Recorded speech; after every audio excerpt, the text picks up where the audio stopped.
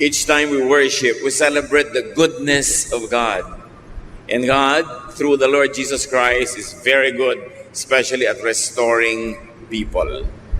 Not only good, excellent, wonderful, glorious. Pag-aaral natin, pinamagatan, inside and out. Jesus restores a badly damaged person.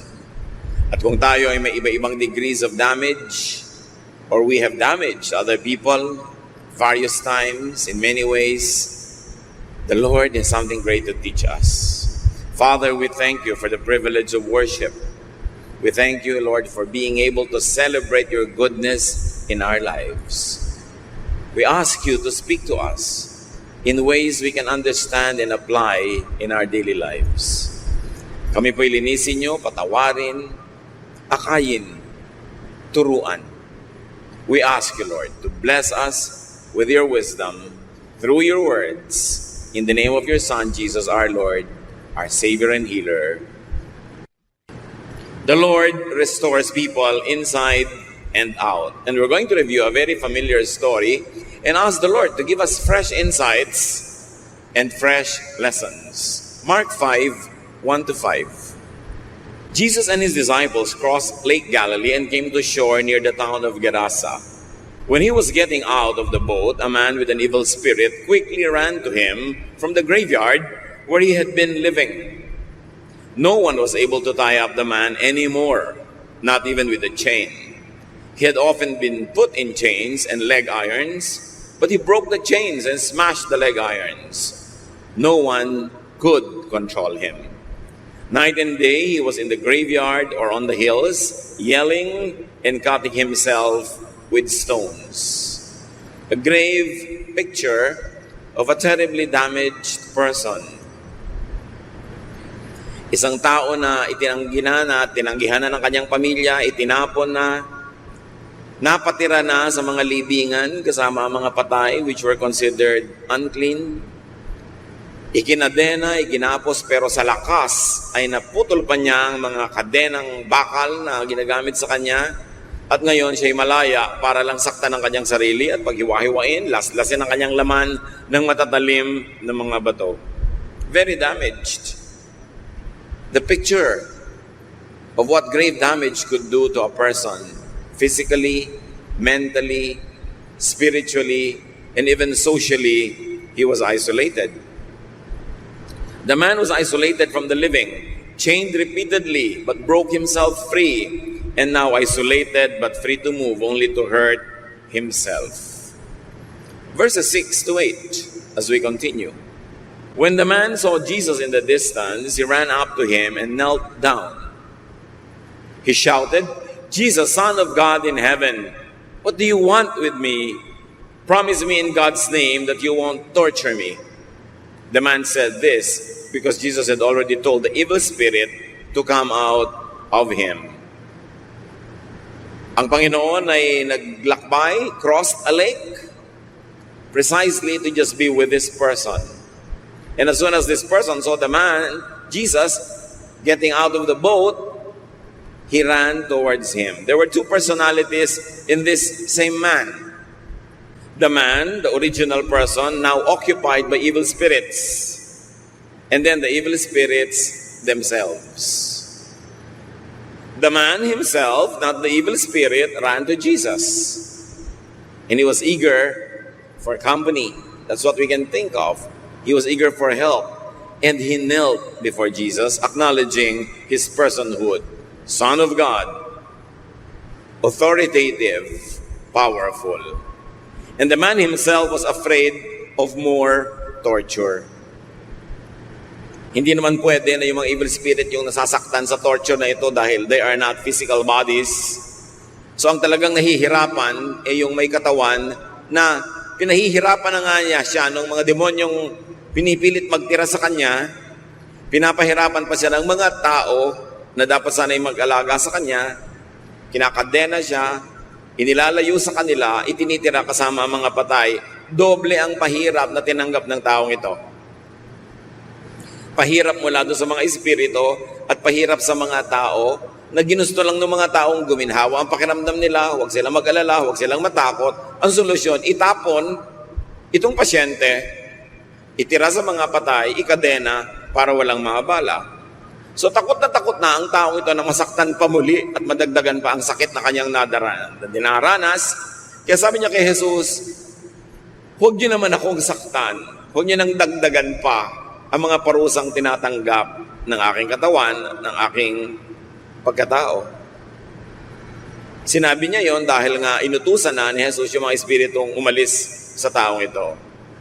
The man and the evil spirit occupying him were often treated and tortured as one. Pinaniniwalaan ng mga tao sa paligid na siya tinitira naman sa mga espiritu. Siya sinasaktan nila yung tao, itinatali, dahil gusto nilang itali at parusahan yung mga espiritu, pero ang nagdurusa yung tao na may katawan. And really, only the man suffers. Sometimes in our lives, brothers and sisters, the cure afflicts more than the illness itself.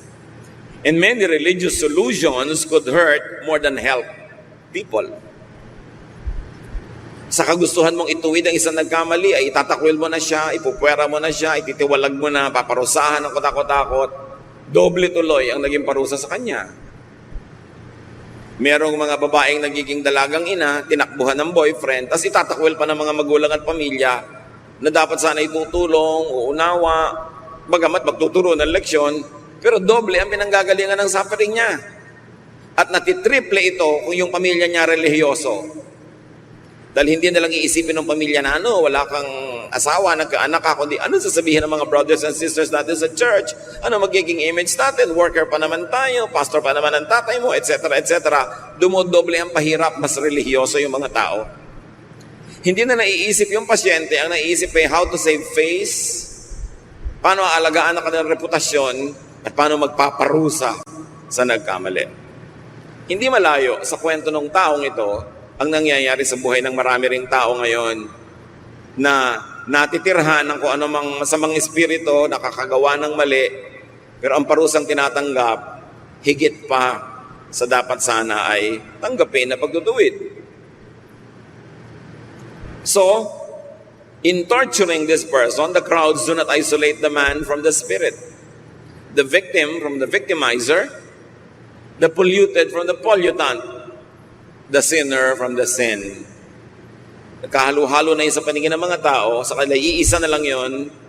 Kaya dahil ayaw nila sa spirito, ayaw na rin nila doon sa tao, natakwil na. In driving the illegal occupant out, the torture happens also to be endured by the house owner or the person who owns the body. Ganito mga kapatid ang sibilisasyon. Up to a point, meron namang dahilan. Pero bakit may mga batas, bakit may mga kulungan ng isang kabihasnan? Para yung kapakanan ng nakararami ay i-protect sa mga ginagawa ng kabilang sa minority. Kaya ang mga sibilisasyon ay may mga tradisyon, may mga paraan sila ng pagpaparusa sa lumalabag sa tradisyon, merong mga kulungan para ikulong doon yung hindi nila katulad, yung ibang mag-isip, yung ibang andar ng utak, yung nakakasira sa paningin nila, sa buhay, sa pagpapahalaga, sa value, sa system ng mga nakararami. Dapat yun alisin sa kalagitnaan ng marami, ihiwalay, ikulong. Ganun ang ginagawa. Kaya yung mga meketong nung araw, itinatapon sa mga leprosarium, sa mga lepers colonies. Bahala na sila sa buhay nila dyan na malungkot, mapahiwalay sa pamilya, pero dapat yung nakararami ma-protect. Ganon din ang mga tradisyon. Iba ka mag-isip ha? Iba ang pamamaraan mo sa buhay, iba ang sistema mo, kakaiba ang iyong pagkatao, ihihiwalay ka namin, baka kasi ayaw ka namin tingnan, nandidiri kami, na-offend kami, nalalagay kami sa panganib, ang solusyon, ikukulong ka na lang namin para tahimik kami. It's really the oppression of the majority against the minority. Very interesting of all, nang dumating ang Panginoong Jesus, ang sobra niyang binigyan ng pansin at ministry, yung mga minority.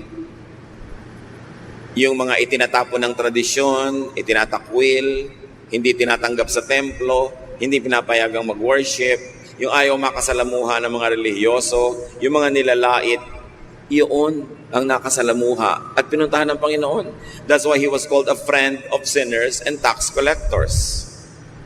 At eto, napatunayan na naman natin, ang pinuntahan na naman ng Panginoon, hindi yung nakararami doon sa kabayanan, kundi itong nag-iisang nakabukod na nakatira sa mga libingan, considered unclean, wala nang nagmamalasakit pa kahit sariling pamilya dahil nakakadiring tingnan, nakakatakot kasama, itapon na lang.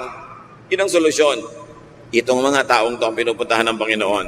Because the wonderful love of God is very, very specially caring and kind to the underdog, to those that fall in the cracks, to the minorities whose lives are trivialized, minimized, and even demonized by the majority because they are not comfortable with what the minorities think of, with what they do, and what they want.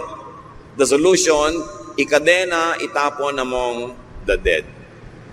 Jesus' love crosses the lake for just one person that society had actually discarded. At kung tayo, o mga mahal natin sa buhay mga kapatid, ang nakakaranas na tayo nire-reject ng mga tao, nadudumihan sa atin, nandidiri, nai-insecure, nawiwirdan, natatakot, na abnormalan, Jesus knows and Jesus cares for these people. And Jesus crosses not only a lake, but crosses the sky. He crosses the gulf, the difference, the gap between heaven and earth to care for people like this one. At sabi nga ng tao sa kanya, huwag niyo naman po akong saktan. Sobra na nga ako nasaktan eh. Mark 5, 9-10, Jesus asked, "What is your name?" The man answered, "My name is Lots," or other versions say Legion, "because I have lots of evil spirits." Then he begged Jesus not to send them away. This time, ang kausap naman ng Panginoon, hindi na yung taong may katawan, kundi yung nga espiritong nakatira doon sa tao. Anong pangalan mo? Sabi, Sandamakmak po ang pangalan ko, kasi sandamakmak kaming mga espiritong nakatira dito sa taong ito. And please lang, kung papaalisin nyo kami, payagan nyo kaming lumipat doon sa maraming sangdamakmak na baboy na yon na nanginginain sa kabilang bakuran. 11-13, over on the hillside, a large herd of pigs was feeding. So the evil spirits begged Jesus, "Send us into those pigs. Let us go into them." Jesus then let them go, and they went out of the man and into the pigs. The whole herd of about 2,000 pigs rushed down the steep bank into the lake and drowned. This is another story. At we will resist the temptation to discuss about this detail so we can focus on the restoration work of Jesus. But needless to say, mula dun sa mga piling ng mga patay, ng mga bangkay na pinagtapunan dito sa lalaki, lilipat naman ng mga espiritu sa mga baboy na para rin sa mga Hudyo ay marurumi at hindi dapat makasalamuha. 14-15, the men taking care of the pigs ran to the town and the farms to spread the news.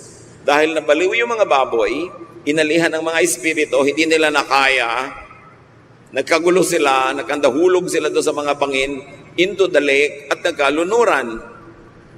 So syempre, mga nag-aalaga, responsible, natakot, takbuhan sila sa mga may-ari, isinumbong nila ang naganap. Then the people came out to see what had happened.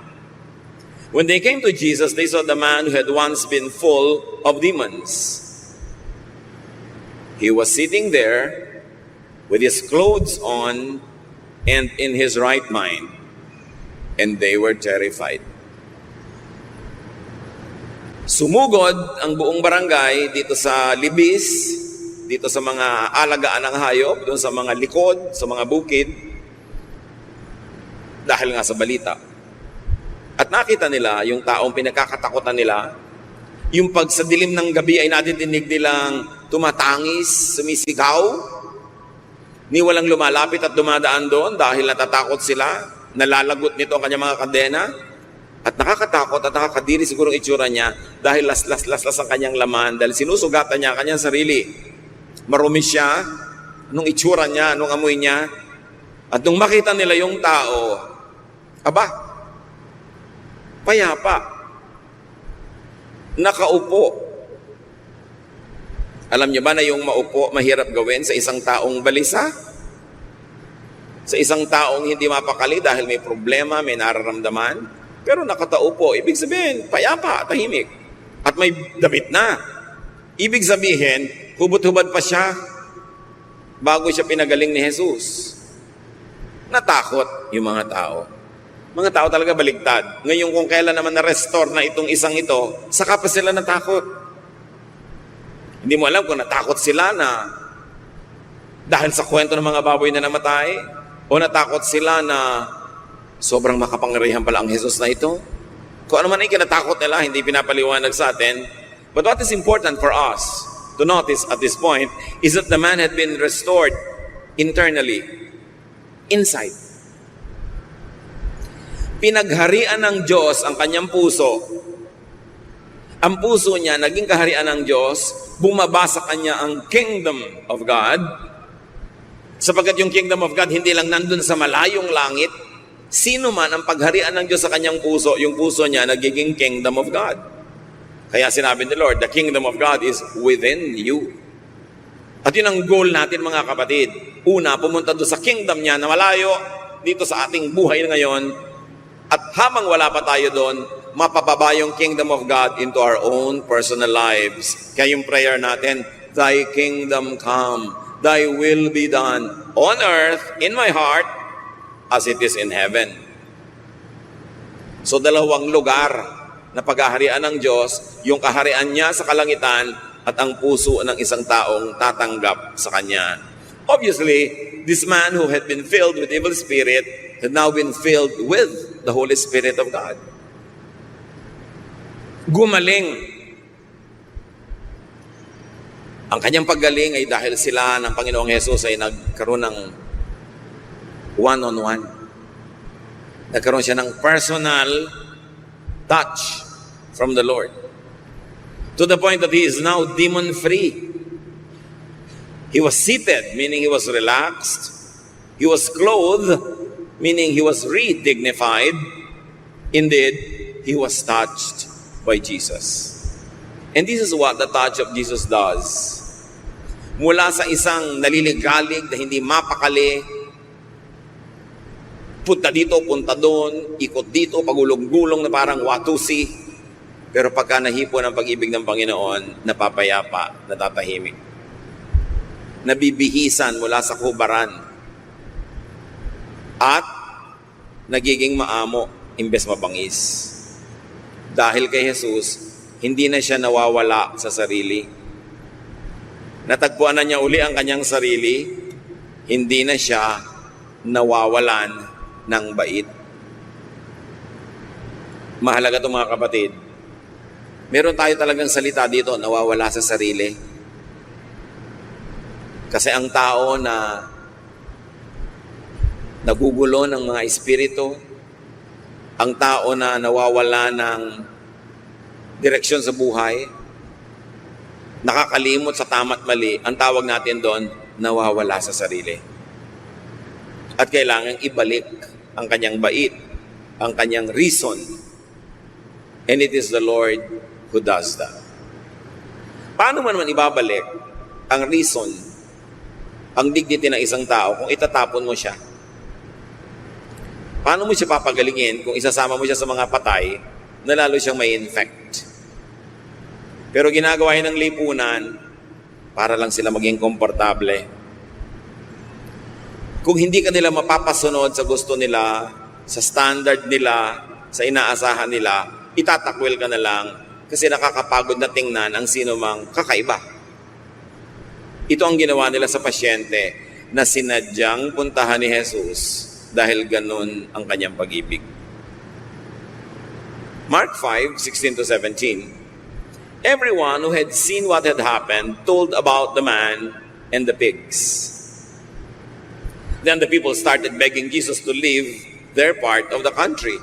Again, another interesting story na hindi natin pupuntahan ngayon. Bakit nila pinapaalis si Jesus matapos magpagaling? This was definitely a non-Jewish community because they had a big swine industry. Hindi mag-aalaga ang mga Hudyo ng baboy. So itong lugar na ito, hindi lugar ng mga Hudyo. At pinaalis nila si Jesus sa kung anong dahilan. Mark 5:18-19, when Jesus was getting into the boat, the man begged to go with him. But Jesus would not let him. Instead, he said, "Go home to your family and tell them how much the Lord has done for you and how good He has been to you." The man had no interest to go home. He had no interest at all to rejoin and get reunited with his family. Kaya natin nakikita that he could only have been maltreated, hurt, disowned, abandoned, isolated, chained, and thrown out to the cemetery by his very own family who should have helped him in his gravest time of need. At hindi mo naman masisi itong tao na hindi na siya magkaroon pa ng pagnanais na bumalik sa kanyang pamilya na nagtakwil na nga sa kanya. Gusto na niyang sumama kay Jesus na lamang. Si Jesus ang kanyang pamilya. Nakakita siya ng kahulugan ng pamilya sa pag-ibig ni Jesus. Pag-ibig na walang patakaran. Pag-ibig na yumayakap sa nakakadiri. Pumupunta sa nililimot ng lipunan. Inaalala at binibigyan ng kalinga yung mga itinapon na for convenience. Gusto niyang sumama. Ang nakakapagtaka dito, mga kapatid, hindi siya pinayagan ni Jesus sumama. Sabi niya, "No, hindi ka sasama sa akin. Uuwi ka sa inyo at sasabihin mo sa pamilya mo, sasabihin mo sa mga kapitbahay nyo kung gaano kita minahal, kung gaano ka minahal ng Diyos, kung gaano kabuti sa iyo ang Diyos." Jesus did not allow him to go and follow him. Jesus instead told him to go back home to his family. So his family could know and would know, in fact, his family should know how that man was loved by Jesus. And in effect, they would realize how much they did not love their own family member. Kung sasabihin ni Jesus sa kanyang pamilya kung paano siya minahal ng Diyos, para mo na rin sinampal yung pamilya dahil pinamukha mo kung paano sila nagkulang. Kung paano sila dapat ay nagmahal pero hindi nila ginawa, pinili nila yung madali. Talikuran, itakwil, dahil mahirap tingnan, mahirap makasama, nakakagulo lang. Merong isang ginawa ang Panginoon dito. Well, He restored the person internally. Nirestore niya yung katinoan ng isip. Nirestore niya yung kapayapaan ng loob. Nirestore niya yung self-respect. Ire-restore din niya ang taong to externally. Hindi lang niya bubuuin muli sa loob yung tao. Bubuuin niya muli maging sa labas. Pababalikin niya sa pamilya. Ire-reconnect niya sa family. Bibigyan niya uli ng mga tao sa paligid para makasama niya at masamahan niya. The Lord is going to restore him socially so that the society that turned its back on him, the society that rejected him, would now accept him again. Full restoration inside and out. And what was this vehicle? The vehicle of that restoration and affirmation was in the form of a mission. Isang utos. Go home and tell your family and community that disowned you and tortured you what Jesus had done for you. He was going to tell the community what Jesus had done for him that they didn't. He was going to tell the people how much Jesus had loved him and how much they didn't. He was going to tell them how he could also have loved all the others. Sa pag-ibig na ibinigay ni Jesus sa taong ito, ipinakita ni Jesus kung paano magmamahal tayong lahat dapat. Kung paano tayo dapat ding umasang mamamahal ng mga sarili-sarili nating communities. Interestingly, the restoration came in the form of a command or a mission. Go home and tell your family about this. Sa biglang tingin, parang inutusan lang. Ang concern ni Jesus ay mabalitaan din ng iba kung gaano kabuti ang Diyos. Pero ang totoo, binubuo niya pati yung mga relasyon ng taong ito na nalagot at nasira mula nang itinakwil siya ng mga tao. Gusto niya full restoration in the form of a mission, in the form of an errand. Mga kapatid, may mga ipinapagawa sa atin ng Diyos. May mga ministry ipinapagawa sa atin na ang totoong beneficiary, tayo rin. Na pag ginagawa natin yon, hindi natin alam, nabubuong muli o kaya nasisimulan na magkaroon tayo ng magandang pakikipagmabutihan sa ating kapwa-tao, nabibigyan ulit tayo ng halaga. Kung wala kang kahalaga, biglang nagkakaroon ka ng ministry, pinapahalagahan ka ng Diyos. Hindi ka lang para utusan o gamitin. When the Lord uses us in ministry, He's actually restoring us. He's actually putting us in the center of His economy so we can be feeling important again or important for the first time. Binibigyan tayo tuloy ng mga paglilingkuran para maging mga kaibigan natin na sa panahon ng ating mga pangangailangan ay maglilingkod din sa atin. Hindi utos ng utos ang Diyos para lang magutos. May kabuluhan ang paglilingkod sa Diyos. May katuturan ng pagsunod sa kanyang mga utos kahit kung minsan sa kababawan ng ating pag-unawa sa sandaling yon ay hindi natin lubos na naiintindihan, sumunod na lang tayo. Because God is good. Because God always likes to help us, to heal us, and to restore us. At kung dadaanin lang niya sa request na parang optional, baka hindi pa natin gawin. Kaya inuutos na lang. Pero sa mga masunurin, nalalaman natin sa bandang huli, inuutosan tayo ng Diyos, ginagamit tayo ng Diyos para sa sarili nating ikabubuti. Kasi hindi naman manggagamit ang Diyos. God does not need anybody. Kinreate niya ang mundo ng walang tao. Huling-huli nga niyang kinreate ang tao. Pero bakit ka ngayon ginagamit? Kailangan ka ba? No. Kailangan mo yon. At kailangan natin ang isa't isa. Napakalakas magpagaling ng mga sugat ng ating emosyon, ng ating damdamin, yung ma-appreciate tayo ng kapwa. May magawa tayong mabuti, matanggap nila tayo at mapuri, at ito ang gusto ng Panginoong maganap sa lalaking ito. Jesus resisted the urge to have another follower in His company. And Jesus prioritized the man's reunion with his family. Sa niya, hindi ka sasama sa akin, ang gagawin mo, makikipag-reunion ka sa pamilya mo. Babalik ka doon, ipamukha mo sa kanila at ipakita kung gaano kami minahal ng Diyos para malaman nila kung paano dapat magmahal, hindi lang sa iyo, kundi sa iba pa rin. At dahil tumanggap ka ng pag-ibig na ito, ikaw din mamahalin mo sila. Merong healing power yung ministry ng taong ito sa kanyang sariling bayan. Jesus wanted the man's family and community to know how to love. To know about the power of God's love. That they too needed to know Jesus.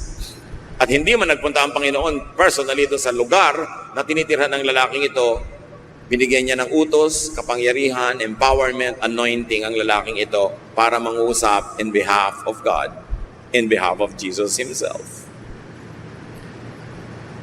At dapat sana na-realize ng mga tao sa bayan na yon, sila man, pwede naman nilang paalisin yung masamang espiritu doon sa lalaki. Kaya lang ang pinili nila yung parang mas madali. Yung lalaki na lang ang pinaalis nila.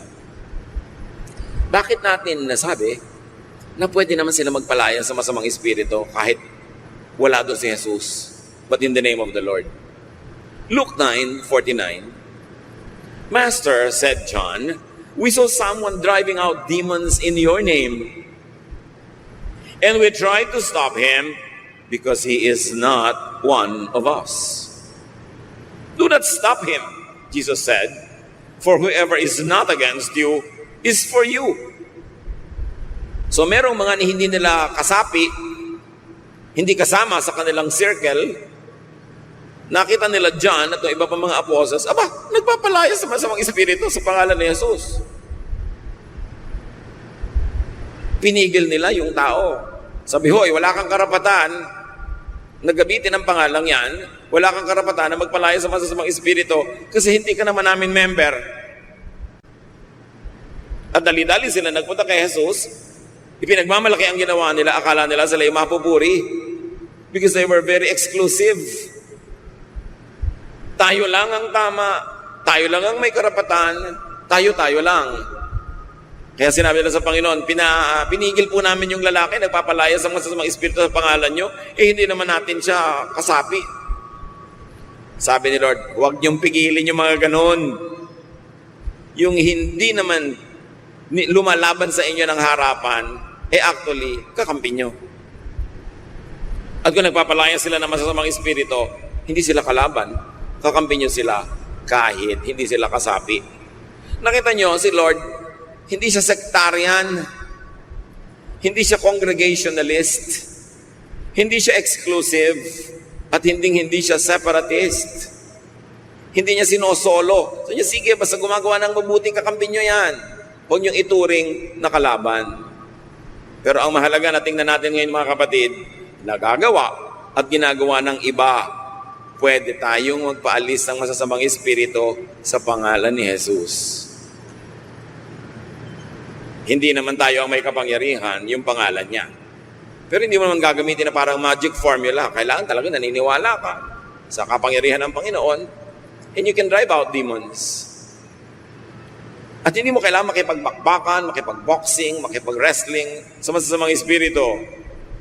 James 4:7, submit yourselves then to God. Resist the devil and he will flee from you. Sabi niya, kung ikaw ay nagpapasakop sa Diyos, tanggihan mo lang yung masamang espiritu at nagmamadali pa yun nalalayo sa iyo. Hindi mo kailangang labanan, hindi mo kailangang magpagod, tanggihan mo lang.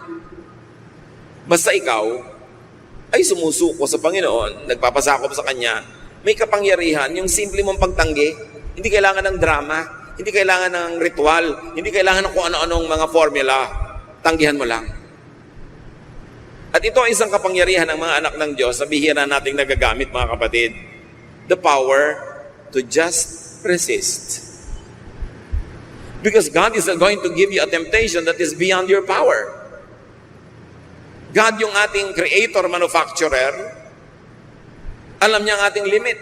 Hindi niya tayo bibigyan ng tukso, ng pahirap, ng pagsubok, na hindi natin kaya. So pag hindi natin kinaya, pag bumigay tayo, ibig sabihin, choice mo lang yun. Pero pwede ka mag-resist. You don't even need to fight the devil. Ang lakas ng devil, lalabanan mo. No. Mas malakas si Lord. Greater is He that is in you than he that is in the world. So in the name of the one who is in you, just resist. Say no. And the devil will flee. So pwede tayo magpaalis. Anong ending ng kwento? Mark 5:20. The man went away into the region near the 10 cities known as Decapolis and began telling everyone how much Jesus had done for him. Everyone who heard what had happened was amazed. Sinunod niya ang Panginoon, umuwi siya sa kanyang bayan at nagmisyon, ipinamalita kung gaano kabuti si Jesus. Yun lang naman talaga ang ibig sabihin ng testimony, mga kapatid. Yun naman talagang ibig sabihin ng mission to win souls. Just tell of the wonders of God. Just tell how much love from God you have received and enjoyed. Just tell about how much restoration God has done to you and for you. Hindi mo kailangang mangdebate. Hindi mo kailangang pintasan ang mga ibang relihiyon. Hindi mo kailangang mamintas ng sino man. Ang gawin mo lang, ipamalita mo kung gaano kabuti ang Diyos sa iyo. Yun lang naman ang inuutos. Dinagdagan na ng mga tao over time na iba na tuloy yung mission. Just tell people how good God is and bring them to the feet of the Lord. We should all go back to old-fashioned soul winning. Huwag natin gawin yung church sa parang exclusive club na nadiskubre mo na, ikaw na lang ikaw pupunta para makinabang doon. Dapat lagi tayong may dalang mga kaibigan, mga kamag-anak, because we should tell them about how good the Lord is. We tell them personally, and because we cannot tell the whole story, we bring them to church so that the singers, the ministers, the teachers, the preachers can help you tell that story, and the person will benefit to the max. The person will have the full benefit. Mga kapatid, ibalik natin ang pag-ibig sa mga lost souls. Ibalik natin yung init na unang pagmamahal natin sa Diyos, na we're so in love with God that we cannot help but bring other people to Him. Na hindi natin siya sinosolo lang, ikaw lang mag-isang pupunta, at uuwi ka mag-isa, ikaw na lang na-bless. At kung tayo nag-church, siguro dahil nabe-bless tayo, at kung nabe-bless tayo, ba't naman natin sosolohin? Bring people to the Lord. Kaya lang naman kuminsan ayaw sumama dahil dinedebate, pinipilit i-convert, pinipilit na baguhin agad bigla-bigla. Just let people hear of the goodness of God. And I tell you, no matter how gifted you are, you can never tell the complete story. You need many other helpers to tell that story. Bring people to church. Ibalik natin yung habit na yon. Don't appear before the Lord empty-handed. At hindi lang ang laman ng ating kamay ay offering. Meron din tayong hawak at akay-akay na mga mahal natin sa buhay na gusto nating makarinig din ng mga nakakapagpagaling na mga salita ng Diyos. So yun ang ginawa ng tao. What are some more lessons from Jesus in dealing with victims of evil spirits? Or victims of the sinful nature that had made that person susceptible to demonic oppression? Romans 7:15-25 give us a very important perspective. Paul speaks here. Sabi niya, I don't understand why I act the way I do. I don't do what I know is right. I do the things I hate. So I am not the one doing these evil things. The sin that lives in me is what does them.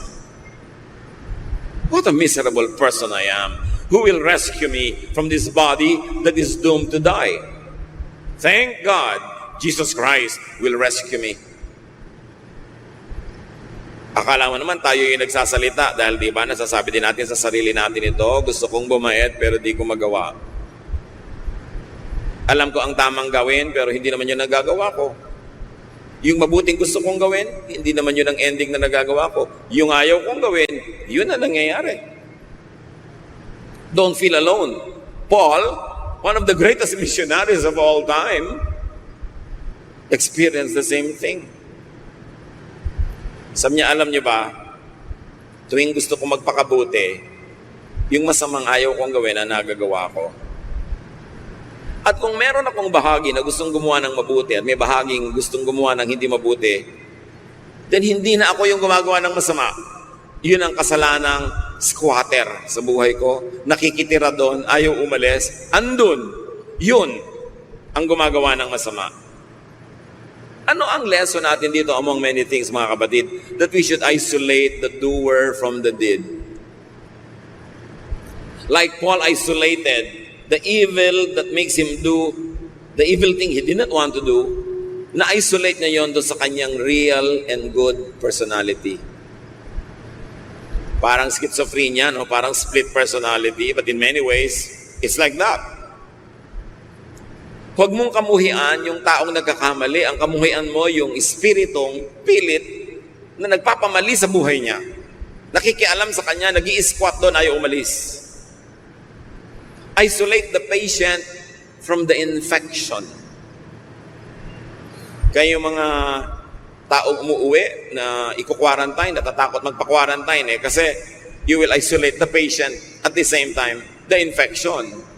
Nadadama yung may katawan, samantala ang gusto mo lang na maihiwalay ay yung mikrobyo. And in religious dealings, many times that happens. Yung mga righteous people, religious people, conservative people, in their effort and attempts at correcting a spiritual error, they punish even the person. Hindi nila na-isolate yung sin from the sinner, the deed from the doer. Kay Jesus, malinaw yun. Malinaw kay Jesus kung ang kausap niya yung espiritong nakikitira doon sa tao at kung ang kausap niya yung tao mismo. Malinaw kay Jesus pag nagmi-minister siya sa isang babaeng nahuhuli sa akto ng adultery na ang kausap niya ay isang babaeng biktima ng kanyang social system, biktima ng mga nangyayari sa kanyang paligid. Pagamat hindi siya agree sa adultery na ginagawa ng babaeng ito, pero minahal niya, nilingap yung babaeng naging biktima, na bulaga, ng hina, iginupo, at ngayon gustong patayin ng mga tao. Ang dapat nilang patayin is the spirit of adultery, pero ang papatayin nila ay yung babae who herself was a victim. Bakit natin masasabing victim siya kahit siya yung gumawa nun? Kung may slam book nung araw, nung bata pa ang babaeng ito, hindi niyo siguro makikitang nakalagay doon, ambition to be an adulteress.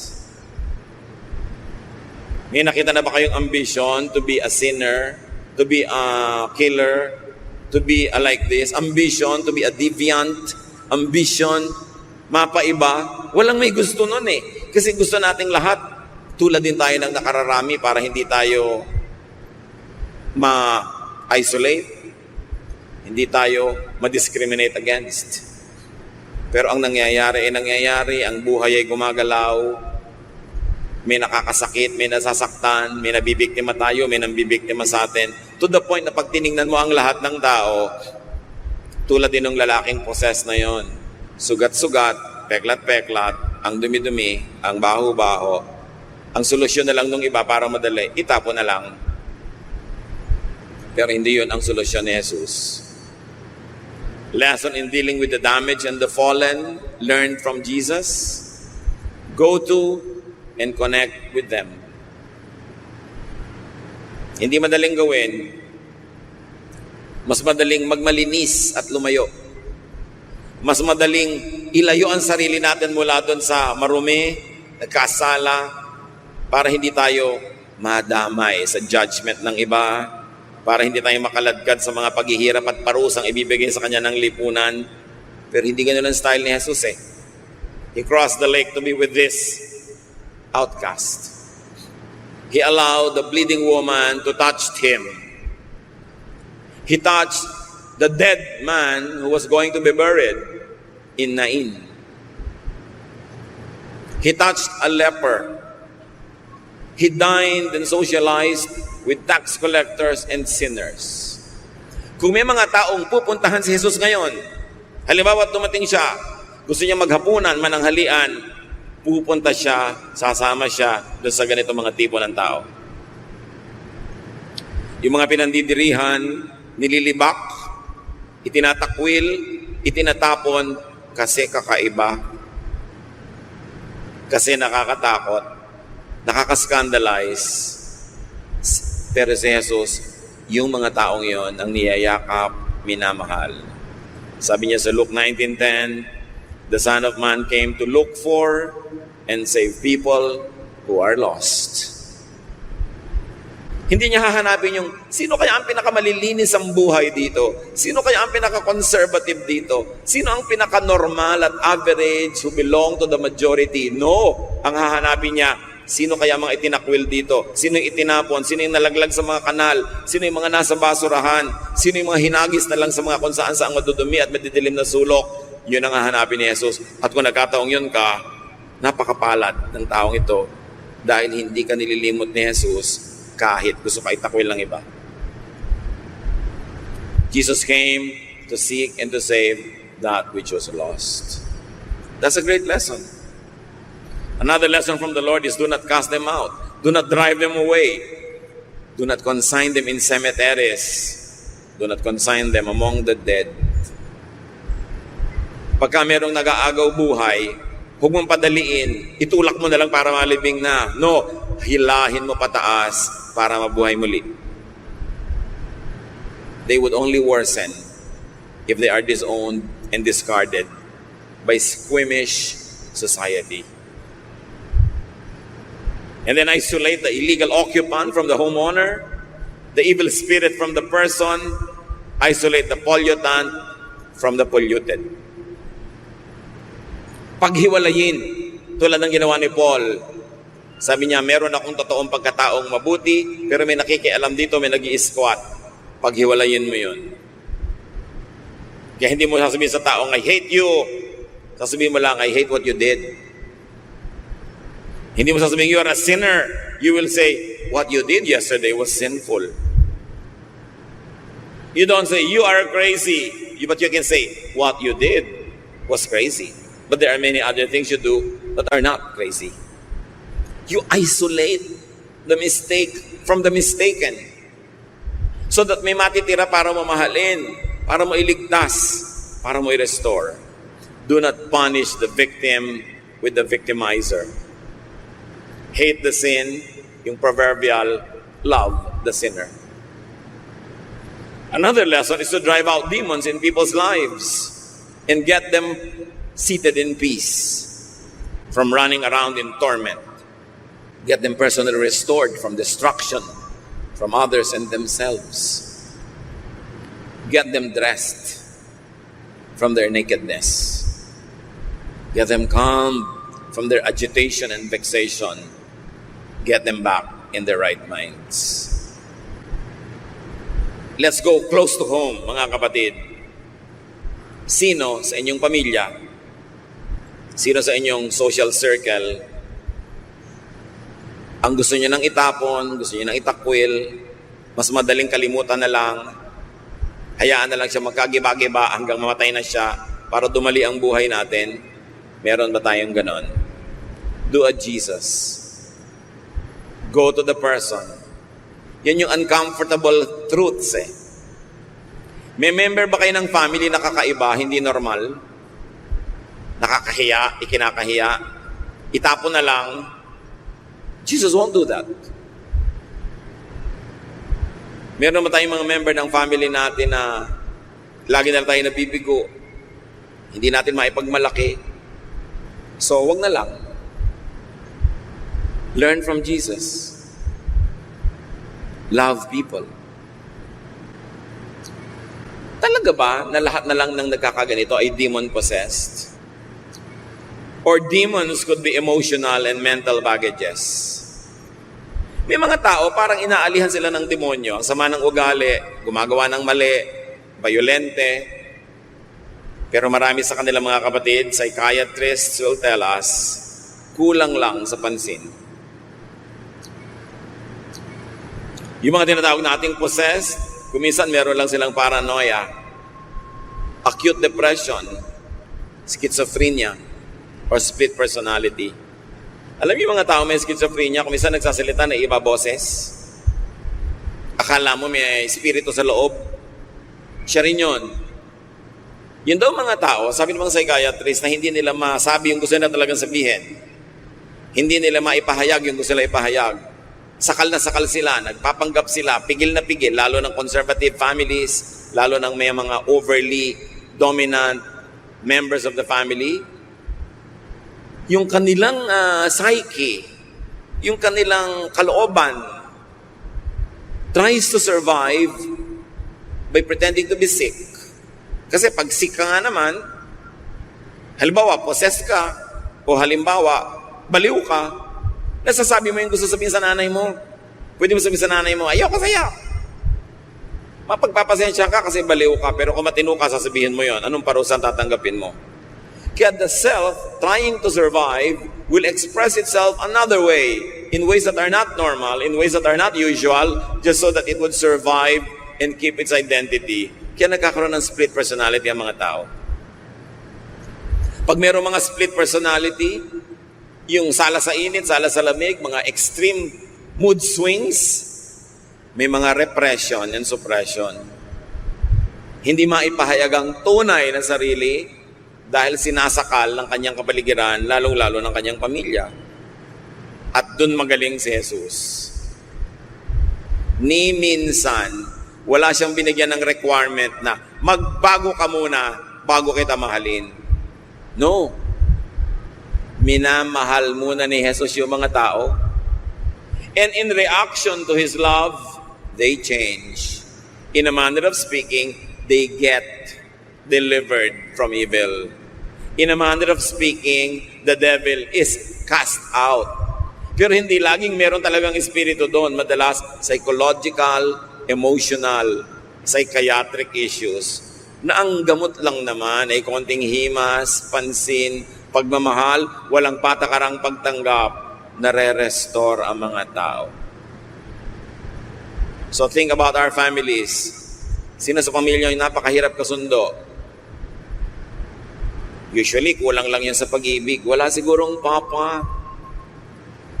Ang daming mga masusungit na tita, wala lang kasing papa. Walang pag-ibig, ang sungit tuloy.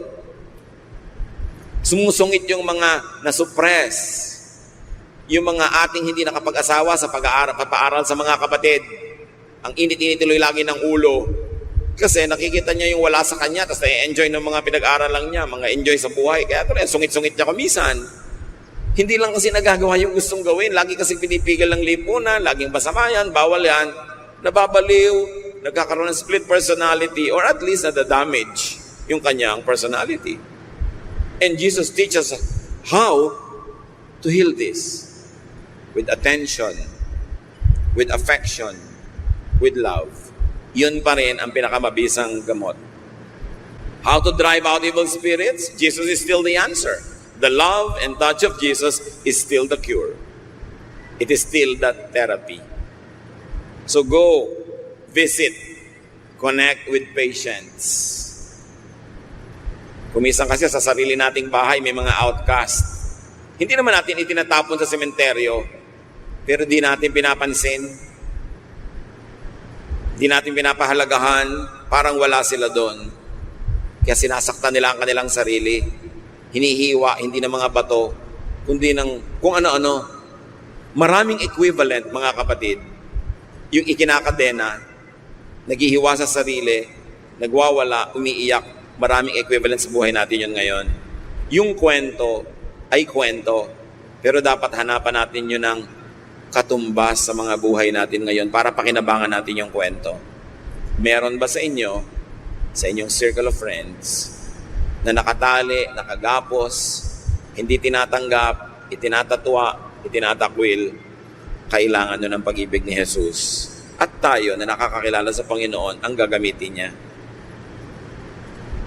Ngayon, kung kayo mismo itong nakagapos na to, nakatali, sakal na sakal, sikil na sikil, hirap na hirap, alam nyo kung anong dapat yung gawin.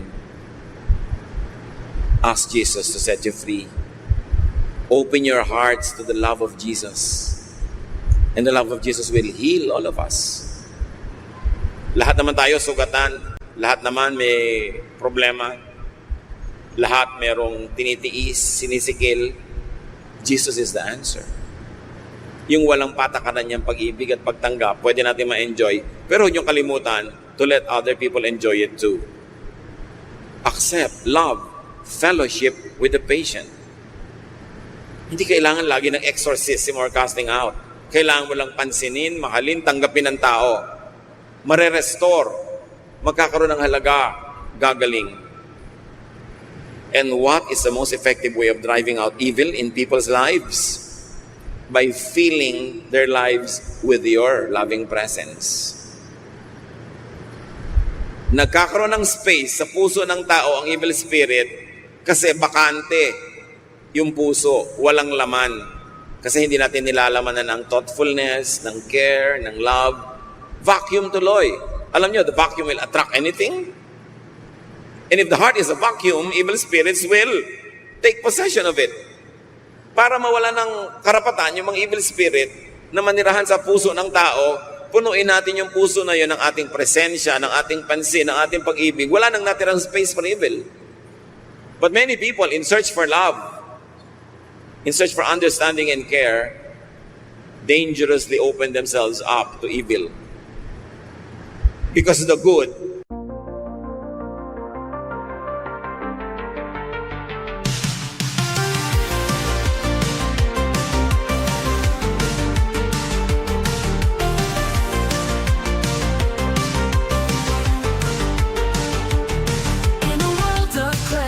crossover dreams, sin-lit melodies, whispering schemes, they female vocals telling tales untold, indie rock beats turning hearts cold.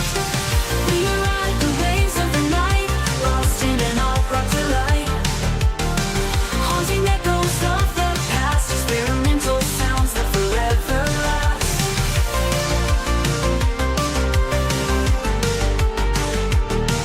Melodic synths painting the sky in shades of pink and neon high. An indie rock heartbeat pounding true in a realm where the stars feel so new.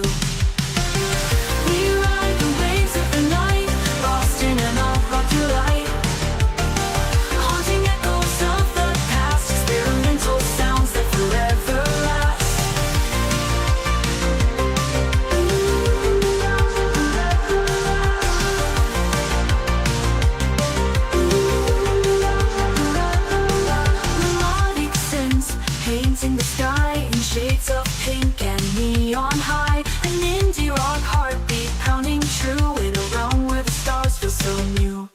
We ride the waves of the night, lost in an all-dark delight, haunting echoes of the past, experimental sounds that forever last. Melodic synths painting the sky in shades of pink and neon high. An indie rock heartbeat pounding true in a realm where the stars feel so new. In the darkness we find the light, guided by the music taking flight. A fusion of genres in perfect blend. This electronic journey will never end. We ride the waves of the night, lost in an opera delight, haunting echoes of the past, experimental sounds that forever last. Classic crossover, timeless groove, synth that symphonies we shall move. Late female vocals in the distance call, indie rock hearts standing tall.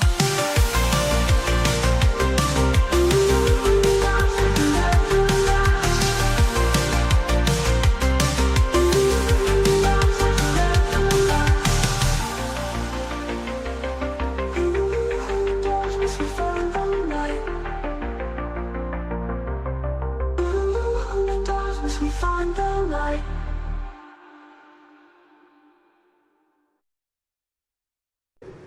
Don't care for them. Kaya napakahalaga ng healing na yun, mga kapatid. Fill the person with love. And there's nothing else that you should do. Because a person that is loved and cared for, hindi titira ng mga espiritu. Why? Because love is the opposite of evil. And when a person is loved enough, evil spirit won't be comfortable being in that person.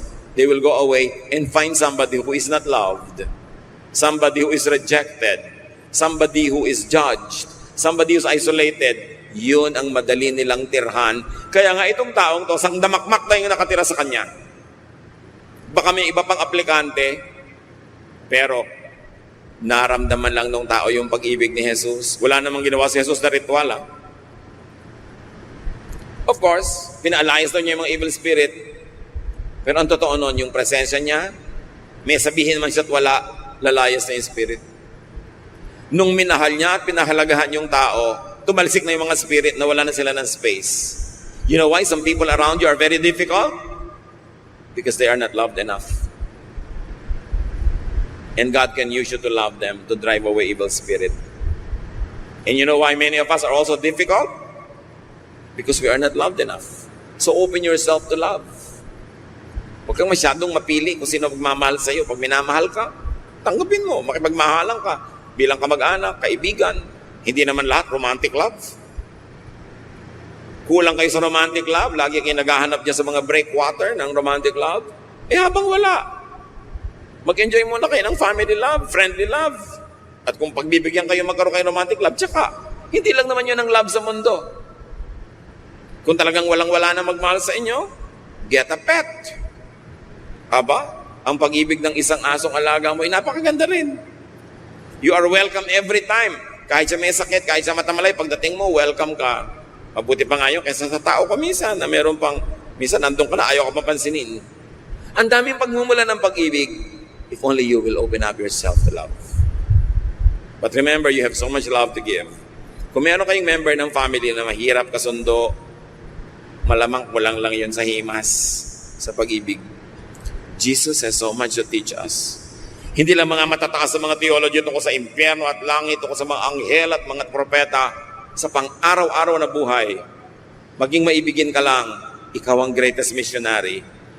Hindi mo kailangan magsalita, magmahal ka lang, missionary ka. Because God is love. Dear Lord, we thank you for your love that is so wonderful. Made perfect and expressed in Jesus. Turuan niyo kami maging tulad ng iyong anak na si Jesus.